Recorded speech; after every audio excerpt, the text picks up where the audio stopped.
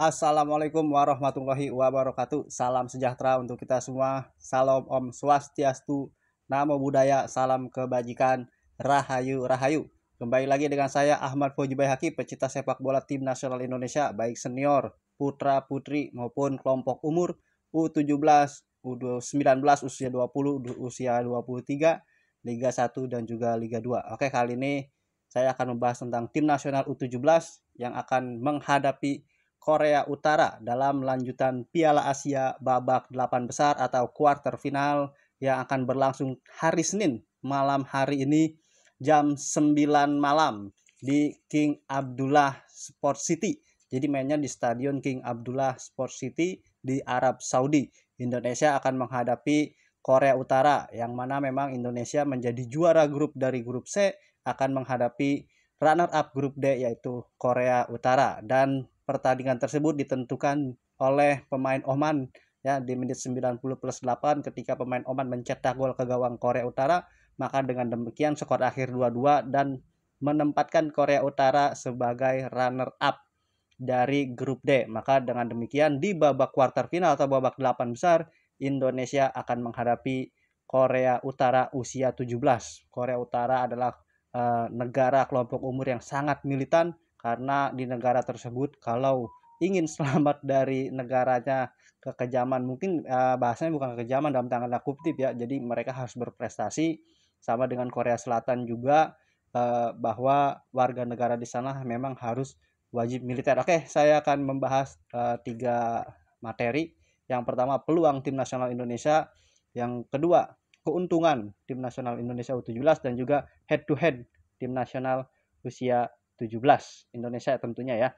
Oke, yang pertama peluang, bahwa peluang Indonesia ini sangat besar dengan bermodalkan 3 kemenangan ya di babak grup, maka peluang Indonesia sangat besar menghadapi Korea Utara ini, namun tetap waspada bagaimana kita bisa menggunakan formasi yang digunakan ketika melawan Korea Selatan dan juga ketika menghadapi Yaman. Nanti tergantung dari coach Nova Arianto apakah kita menggunakan formasi 3-4-3 atau 5-3-2 atau bisa juga 3-5-2 ya, seperti itu tergantung nanti susunan pemainnya.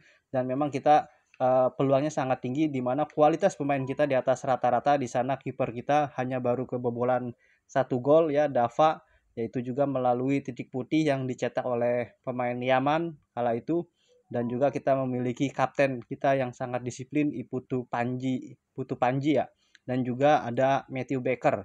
Dan juga kita tidak kalah, ada pemain nomor 14 yaitu Fabio yang memiliki lemparan ke dalam yang sangat jauh, itu juga bisa menjadi opsi untuk membuka peluang kita mencetak gol lewat kebuntuan ya. Apabila kita sulit maka kita bisa menggunakan lemparan-lemparan ke dalam yang dilakukan oleh Fabio. Dan juga kita punya Zahabi Goli yang mungkin kepercayaan dirinya sedang naik. Ada juga Evandra yang mampu menyeimbangkan lapangan tengah.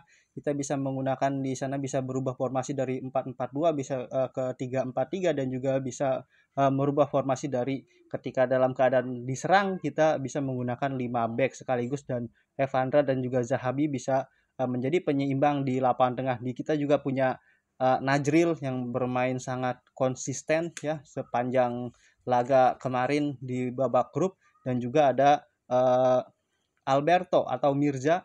Alberto dan juga Mirza mungkin bisa dijadikan opsi, apakah kita bisa menurunkan Mirza terlebih dahulu atau Alberto terlebih dahulu, dimana memang kalau produktivitas gol Alberto sudah mencetak 2 gol, dan Mirza juga memang pergerakan tanpa bolanya sangat bagus. Ini membuka ruang untuk pemain-pemain kita membuka peluang ya, dan pergerakannya sangat bagus. Dan juga kita memiliki pemain yang sangat lincah. Si Bocil ini badannya memang tidak terlalu tinggi, tetapi lihai dalam mengolah si kulit bundar, yaitu Fandi Ahmad. Pemain yang sangat baik sekali, beberapa kali memang bisa menyulitkan pertahanan lawan, dan ini bisa menjadi opsi untuk kita juga, atau mungkin dia dicadangkan agar supaya nanti di babak kedua kita bisa lebih efektif, lebih segar lagi dalam menyerang. Dan peluang kita sangat tinggi di mana memang Korea Selatan ini masih bisa dijebol gawangnya oleh beberapa uh, tim negara, di mana 3 pertandingan terakhir dia kejebolan 2 pertandingan dan hanya 1 tidak kejebolan. Ketika melawan Iran kejebolan, melawan Oman kejebolan, dan tidak kejebolan melawan Tajikistan karena Tajikistan mendapatkan kartu merah. Mungkin kalau Tajikistan tidak mendapatkan kartu merah ketika melawan Korea Utara, mungkin Korea Utara bisa kejebolan. Dan kita produktivitas gol kita sangat tinggi. Kita 7 menjebol gawang lawan, 4 ketika melawan Yaman, 1 melawan Korea Selatan, dan 2 menghadapi Afghanistan. Artinya produktivitas gol kita sangat tinggi dan ini peluang kita sangat besar ketika menghadapi Korea Utara, di mana di sisi lain kita memiliki pertahanan yang sangat bagus. Dari 3 pertandingan kita baru kejebolan 1 gol, itu juga melalui titik putih. Dan ini memang ke Indonesia kembali diuji, di mana penjaga gawang kita Dava ini harus membuktikan kembali kepada masyarakat Indonesia bahwa memang Dava adalah kiper masa depan Indonesia yang layak untuk mungkin nanti di regenerasi, di naik jenjang usia 19 atau mungkin bisa promosi ke tim senior. Itu untuk peluang Indonesia. Bahkan saya bisa menyebut Indonesia akan potensi menangnya ini sebesar 70% menghadapi Korea Utara, tapi tidak mengurangi rasa hormat terhadap Korea Utara karena Korea Utara juga memiliki pemain yang sangat-sangat Spartan. Tentunya kita harus hati-hati, waspada, dan tidak terpancing emosi yang terpenting ketika nanti menghadapi Korea Utara, karena bisa aja di kelompok usia ini ada sedikit gesekan-gesekan yang bisa menyelut emosi dari para pemain. Dan untuk yang kedua, peluang, bukan peluang tapi keuntungan, bahwa keuntungan Indonesia ini kita istirahat lebih banyak tentunya, plus 1 hari dibandingkan Korea Utara. Dan juga kita memiliki penyegaran pemain karena kita sudah dipastikan lolos di pertandingan melawan Yaman. Ketika menang melawan Yaman, artinya kita pada saat menghadapi Afghanistan kita hanya menurunkan skuad lapis 2 dan kurang lebih ada 7 pemain yang dicadangkan atau diistirahatkan. Artinya dari sisi pertandingan kita lebih istirahat lebih banyak 1 hari, dan juga pemain kita mungkin lebih segar lagi, seperti Matthew Baker tidak main, Mirza pun tidak main, Fabio juga tidak main ya. Artinya kita memiliki penyegaran pemain dari sisi kebugaran fisik, dan ini sangat menguntungkan dibandingkan dengan Korea Utara, di mana dia harus berjibaku di pertandingan terakhir melawan Oman. Dia harus menurunkan skuad terbaik mereka, dan di sisi lain dia juga harus beristirahat lebih cepat, tidak lebih lama dari Indonesia. Kurang lebih ada 2 hari atau 2 hari ya, kalau Indonesia 3 hari mendapatkan jatah istirahat, ditambah kita plus pemain yang tidak dimainkan di matchday ketiga ketika menghadapi Afghanistan. Artinya secara fisik memang kita lebih bugar, dan ini menjadi keuntungan tersendiri bagi Indonesia, di mana kita harus mencatatkan sejarah masuk ke babak semifinal. Dan untuk yang terakhir, head to head, memang di usia 17 ini mungkin bisa dikatakan baru, karena sebelum-sebelumnya adalah usia 16. Memang kita untuk head to head melawan Korea Utara belum ada head to headnya, tetapi kita lihat di 6 pertandingan terakhir, mungkin 6 atau 7 pertandingan atau 5 pertandingan terakhir, di mana 3 pertandingan terakhir kita berhasil menang ya, melawan Korea Selatan dengan skor 1-0, lalu juga menang melawan Yaman 4-1, dan menang melawan Afghanistan 2-0. Artinya di babak grup kita menang 3 pertandingan berturut-turut, dan juga di babak kualifikasi kita mempunyai bagus ya, rekor bagus, di mana kita menghadapi Kuwait menang 1-0, kita menghadapi Kepulauan Mariana Utara menang skor 10-0, dan juga melawan Australia kita seri 0-0. Artinya dari total babak kualifikasi dan juga babak putaran final grup Piala Asia usia 17,